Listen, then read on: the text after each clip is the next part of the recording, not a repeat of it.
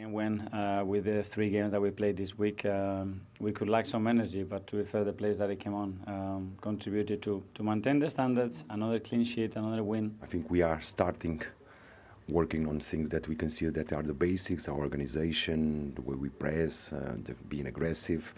Those were things that we seen, not all the game, but good on that aspect. On the other end, I think we needed a little bit more of going out with the ball, have a breather.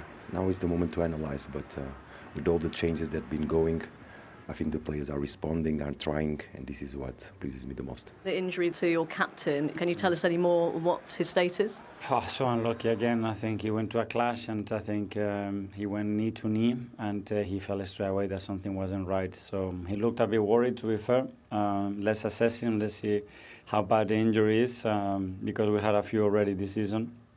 And especially him, that he's been very, very unlucky. Mikel Arteta, I don't know if you know, you've played more games than anyone else under him while he's been head coach. He's used you the most. And I could see even today he's very demanding of you, isn't he? Can you explain your relationship and how you've developed under him?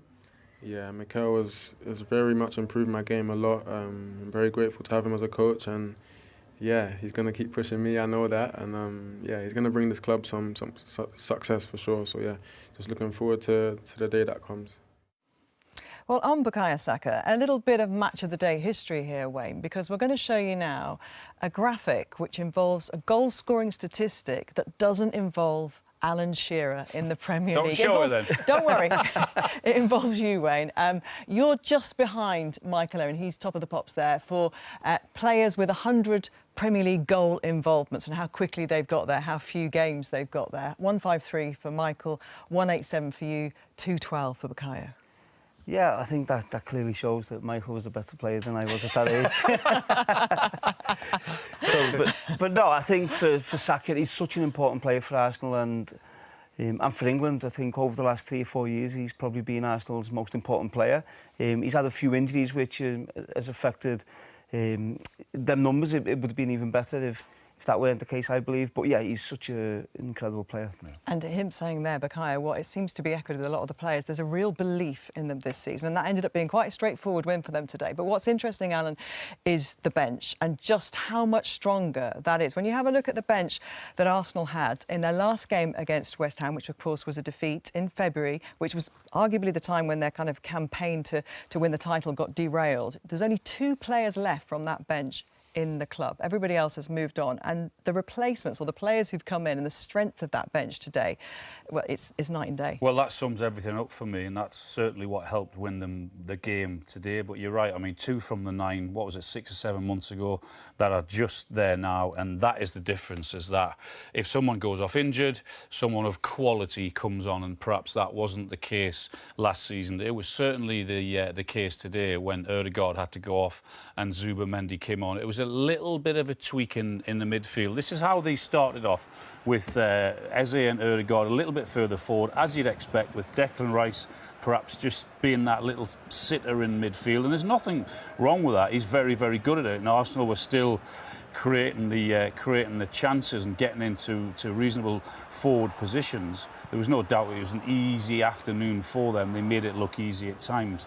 But just 2 or 3 occasions where you can see Declan Rice is just about to become the deeper midfielder there. He doesn't get forward, and Eze gets into that forward position, and he knows he should score because it's a wonderful opportunity for him. But you can see where Declan Rice is, and I'm just saying that for not the next graphic, but the one after this one. Similar thing again.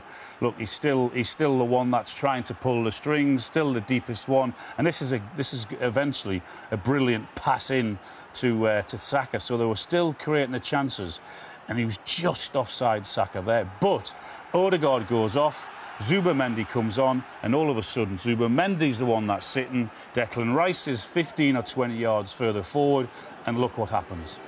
He's in the exact same position that Eze was in a few minutes earlier. Eze misses, Declan Rice didn't, and he put it in the back of the net, and he gets his goal. Similar thing again, second half. Off he goes. He's brilliant at doing that. I think he's a better player doing that in that position than he is sitting, albeit he can do both jobs equally well, and that is a fantastic ball as well. And when you've got Zubimendi on the ball and the quality that he brings, he can then place passes into Timber just like that, and you can see where Declan Rice and Eze is. Then they get the penalty. So it's just that subtle little change that you bring in the quality on this season that perhaps you weren't able to do that last season, and that's the difference. And we saw that pass there from Zubimendi, a more orthodox angle, but we've got some new technology, and this allows you to show us what it looks like to the player. Yeah, it's a great new tool, this is because what it's showing you is the split second. You've got 1.67 seconds, I should say. Zubimendi's got to make up his mind. But what I want to show you there is that little movement as to the right-hand side of the step, and he just wants the defender to come with him, and he does there, and then you've got that split second to find that pass, to find the way to pass. And from the player's point of view, yeah, I don't think we'll be seeing, that'll be the last time we see that technology this season, because it just gives you that idea of how quick, as a player, you've got to think, and then you've got to find the pass. On West Ham, obviously, Nuno has now got the international break to really get stuck into this team. And the next 5 games, we have a look, this is where we will see his impact, hopefully, for us. Yeah, I think we all know what a Nuno team looks like, and I think he'll be happy now for the international break where he can work with the players who are still left there. And I'm sure over the next few weeks, then we'll see West Ham look a little bit different. OK. It's from the first whistle, got the couple of goals. Saka gets the penalty. They make substitutions. They look strong.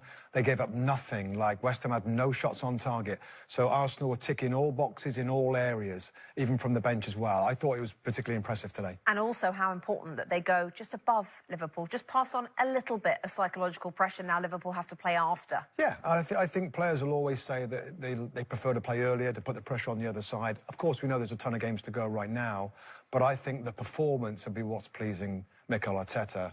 How strong, how complete they looked. Pretty good.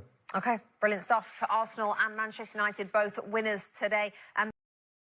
Arsenal's win goes beyond 3 points. It represents a statement about their capacity to remain consistent against teams that have previously caused them problems. The ability to end a poor run of results against West Ham at the Emirates will provide reassurance for players and supporters alike. More importantly, it shows that Arteta's team are not weighed down by past setbacks but instead is using those experiences to push forward. The campaign is expected to be challenging, with several rivals capable of sustaining strong title challenges, yet Arsenal's ability to handle matches of this magnitude will be critical. The win over West Ham is another marker that this side has matured, with the tactical discipline and resilience needed to meet their objectives. The Arsenal manager was clear in his assessment after the match, and he praised the quality of his team's performance. Speaking on BBC Live, Arteta said, "We dominated and fully deserved to win this. We had some big chances we didn't put away. The players who came on contributed to maintaining the standards. Let's look forward to the international break." His words underline 2 crucial points. First, the dominance of Arsenal across key phases of the game, and second, the depth of the squad that allowed substitutes to maintain the high level of performance expected. That strength in depth has been a central talking point this season, and it continues to serve as a foundation for the club's title ambitions.